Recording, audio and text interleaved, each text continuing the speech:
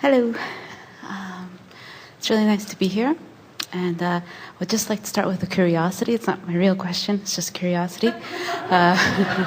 Why don't you come to Canada more often?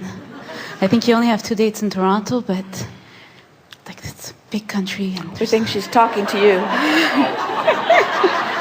just Come to the vortex.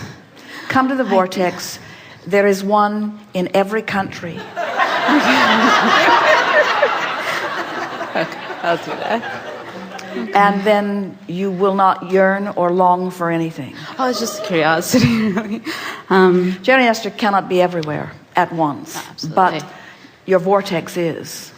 And the source within you is. So the sooner you wean yourself from the dependence of Jerry and Esther dragging their physical bodies from place to place, and you just line yourself up with who you really are, then the more success you will have.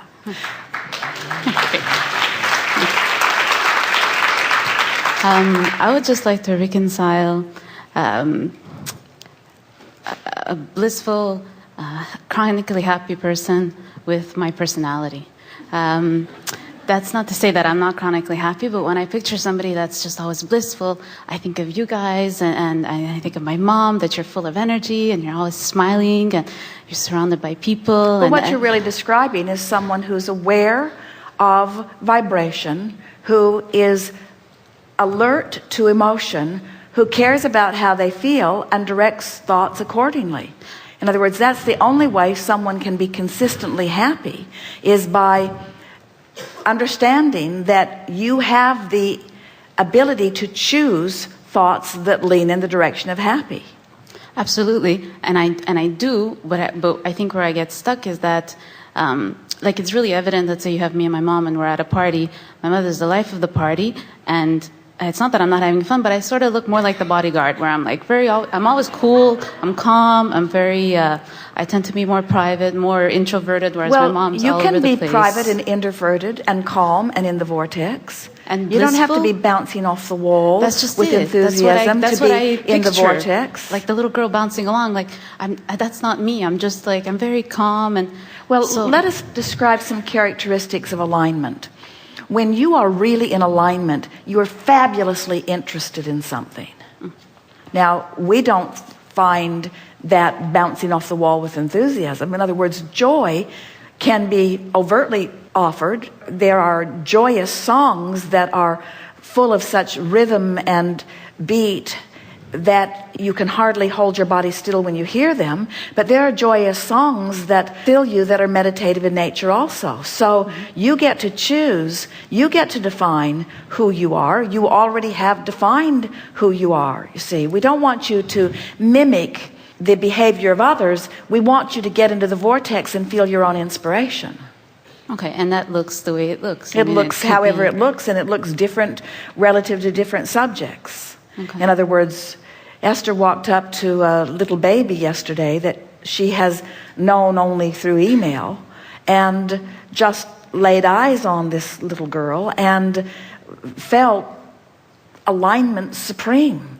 But Esther was cool about it. She didn't lick the baby. Absolutely. She wanted to. Yes.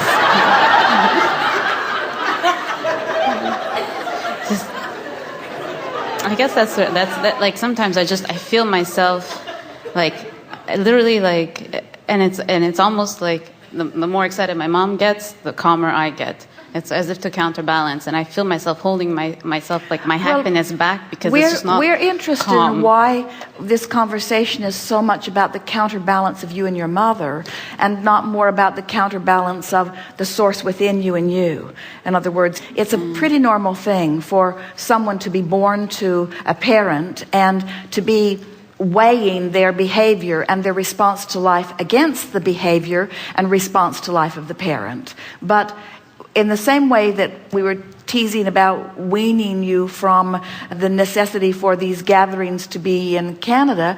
We want you to wean yourself from the approval of your mother and even from a comparison of your mother, and let all of your comparison be about this thought that I'm thinking feels how, because the way it feels is a keen comparison between how the larger part of me thinks about the same thing, and the larger part of me has got it figured out. The larger part of me has the experience of all of this. The larger part of me is where I have projected myself to be. The larger part of me is the future of my physical manifestation and the current reality of all that I've evolved to.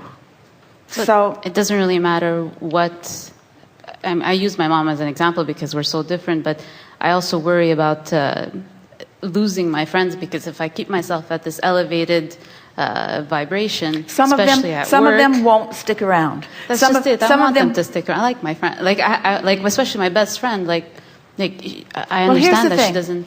Your best friend or any person that you know has within them components that align with the source within you and components that don't align with the source within you. So the only question that we would put to you or anyone as you're considering your friendship is, do you trust that your friend has components within her that align with her source and your source?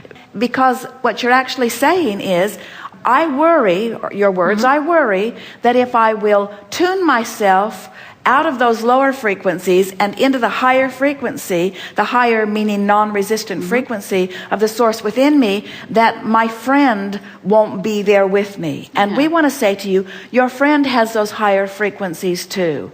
And while you might precede your friend into the vortex, when you hold your friend as your object of attention from inside the vortex, you are an inspiration that in the majority of cases calls your friend into the vortex too.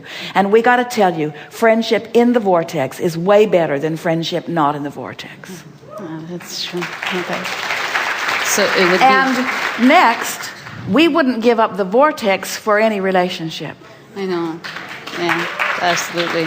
So if let's say now that there's someone in, and this is even a little bit like a technical question.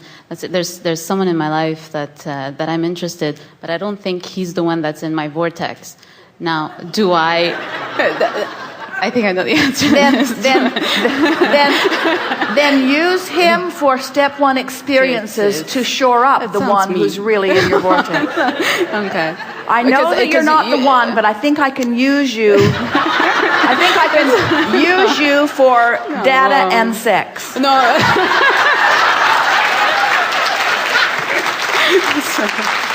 Okay.